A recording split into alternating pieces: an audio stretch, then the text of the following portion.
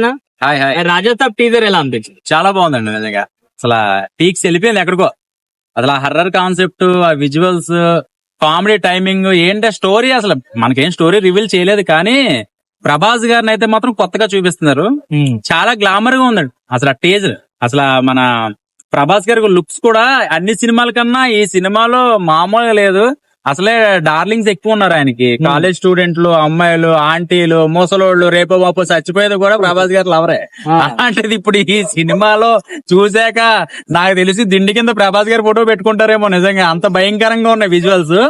అసలు చాలా బాగుందండి. ప్రభాస్ గారు అంటే ఫ్యాన్స్ కోసం ఎంత కష్టపడుతున్నారో మనకి ప్రతి ఫంక్షన్ లోను ప్రతి డైరెక్టర్ చెప్పేదే.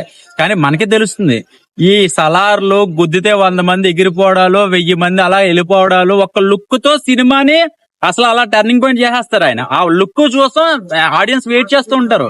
కానీ సలార్ గాని, కల్కి గాని ఎన్ని సినిమాలు ఒక ఎత్తు అయితే, ఈ కామెడీ జోనర్ లో అంటే కొంచెం డిఫరెంట్ కైండ్ ఆఫ్ లో మారుతి గారు 2 హీరోయిన్లు కాదు 3 పెట్టి నాకు ఒక లవ్ సాంగ్ కావాలని చెప్పి కోరి ఏరి కోరి అన్నమాట సాంగ్స్ అయి చేయించుకున్నారు.